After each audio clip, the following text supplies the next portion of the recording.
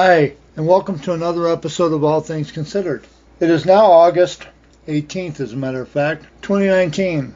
It is the middle of August, and fall time should be upon us. Leaves should be changing color, going into, well, for some people, I guess August is still the summertime, but for me, as growing up as a kid, I always thought of August as like the beginning of autumn, or the beginning of autumn.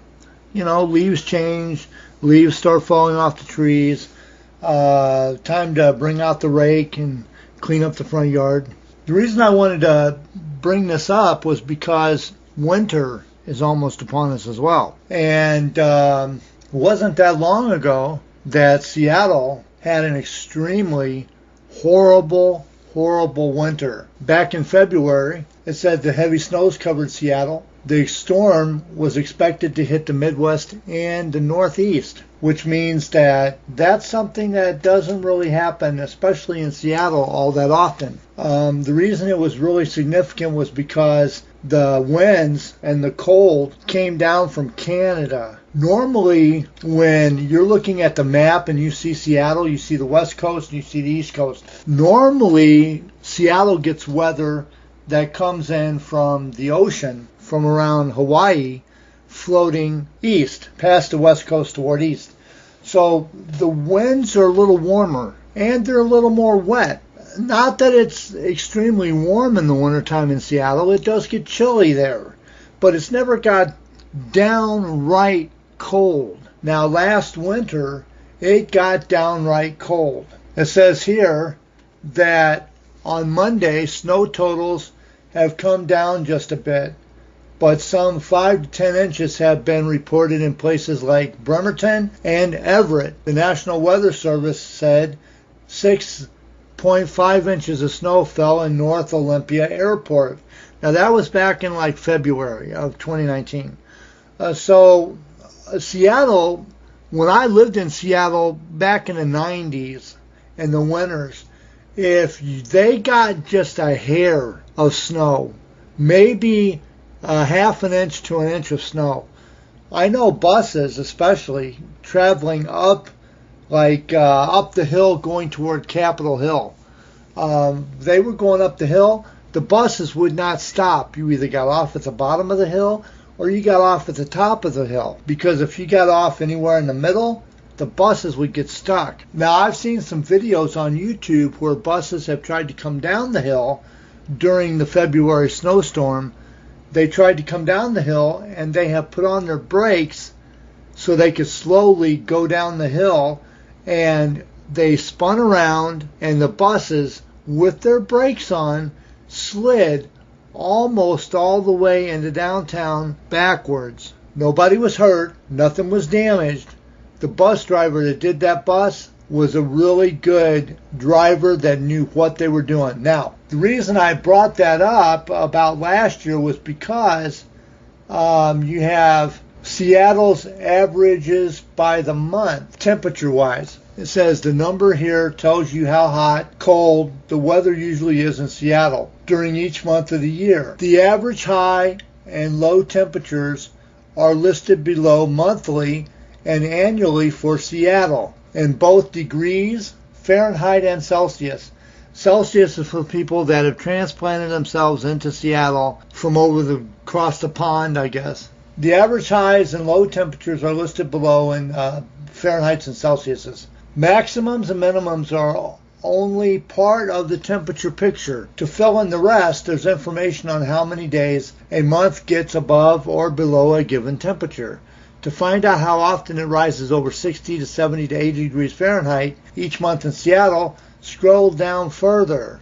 Well, it's telling me to scroll down further, so I'm going to read it to you. I'll put a link to this particular page in the description, so that way if you don't understand me, you can get down there and you can read it yourself. It says here, all the numbers are averages based on the climate data gathered from 1981 to 2010. Now, they're saying that all of this is supposed to be an average. Now, the temperatures have changed maybe since 2010. That's like 9 years ago, so there's been a lot in between. But this is the only thing I could find when looking this up that would give me the averages of Seattle. And average Seattle temperatures for January, the high was 49, the low was 37, or 9 Celsius, 3 Celsius. February, the high was 51, the low was 37. Now this is just an average. It's not a set in stone. They may have differed, but more than not, the temperature stayed around like this in January, February, March, and so on. So in March, the highs were 55 and 40 degrees low. April, it was 60 degrees high, 43 degrees low. May was 66 degrees high, 49% low, 49 degrees low. June, 71% high, 53 low. July, 76 high, 57 low. August, 76, 57. September, 71 high, 53 low. October, 61 high, 47 low. November was 52 high, 41 low.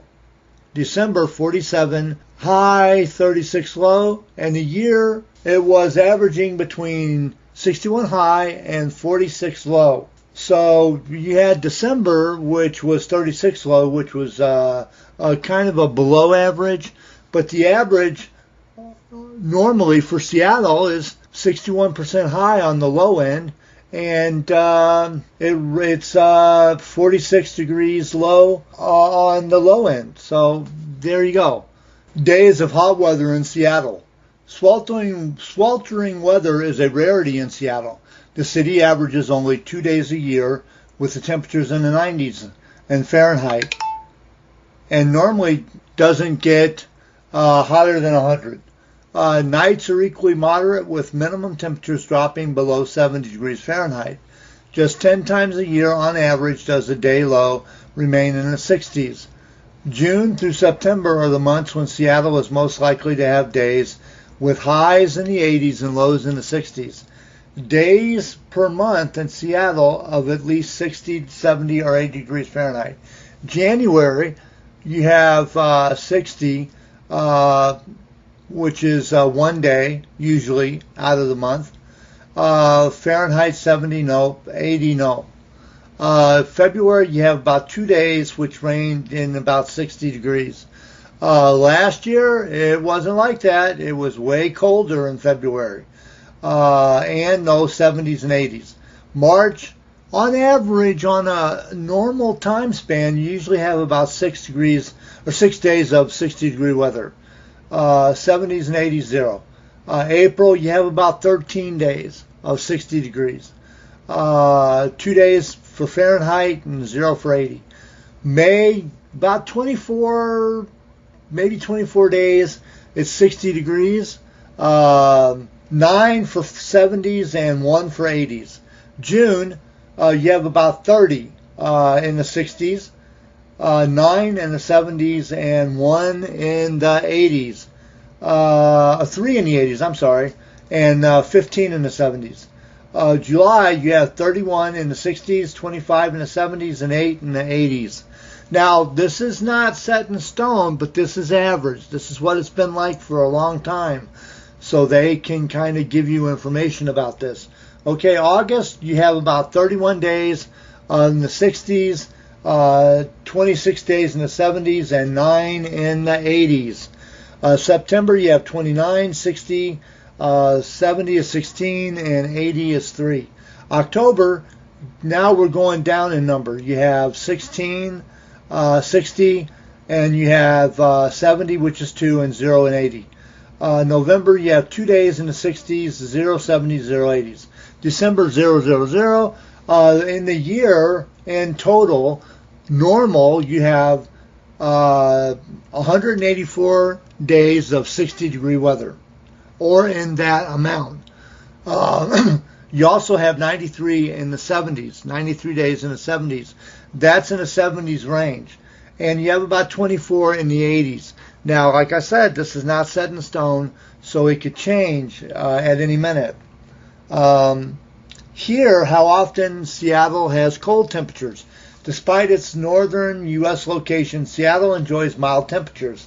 The Pacific Ocean moderates the climate of this coastal city, which is what I was talking about earlier, about the big old wind and snow coming down from Canada, going south from Canada into Seattle, and then taking a left and going toward the East Coast, which brought in all that cold and snow and wet winter. But here it says that because of the Pacific Ocean, you get a lot of more milder climates. It's not as hot, and it's not nearly as cold as it could be. Seattle averages just one chilly day annually, normally in December, but 2019, it was in February. On this coldest day of the year, the thermometer drops to 20 degrees Fahrenheit or less, and the day's highest temperature doesn't break the freezing point. Now, this is days per month on average in Seattle when the minimum temperature drops to 32 to 40 Fahrenheit or below. Now, it's 32 on one side, 40 on the other. That's the high. 32 is the low, 40 is the high. Now, when I go through these, when you hear a number, you'll know that it's the low and the other number is the high. Like January, 6 and 20. 6 is the low, that's 32 below. 40 is 20. February is 5, which is days. 5 days of 32 degrees, 18 of 40. March, 2 days, and you've got 16 of 40 degrees. April, 0. It did not get down to freezing. It was 40 in the 40s for about 7 days. May is 0, and you had 1 day that was in the 40s. Average. June, 0. They were never in the freezing or in the 40s. August, nothing, 0. September, 0. July, 0. August, 0. September, 0. October, 0. And 2 in the 40s. November, you had 3 days in the 32s and 13 in the 40s. And December, you had 8 in the 30s and 23 in the 40s. So that kind of gives you an average temperature span.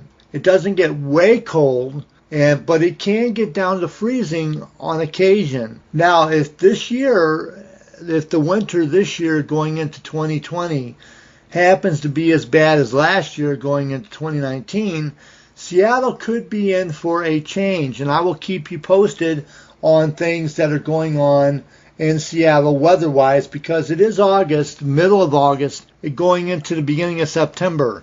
It's August 18th, and the weather is starting to change a little bit. So, before I break off on that, I want to see what the Seattle forecast is for today. So let me get up here and take a look. Let me take a look on my trusty weather view, and I will tell you real quick what the Seattle weather's like. I keep posted myself where I live at, which is Minneapolis. I also keep posted where my mom lives at, which is in Missouri, and my sister, she lives in New Orleans. And Seattle, which is where my heart is at, that's where I keep track of the weather. So right now, it says that it's 69. It is partly cloudy, mostly cloudy, actually, mostly cloudy. Feels like 69. Pressure is 1012. Barometric pressure is 1020. 5 miles per hour winds, west-southwest. Visibility 9 miles, and precipitation is 0%. Hourly forecast at the 2 p.m. mark, which is your time, you're looking at 0, 3 p.m. 0, 4 0, 0 0 0 0 0 going into the night.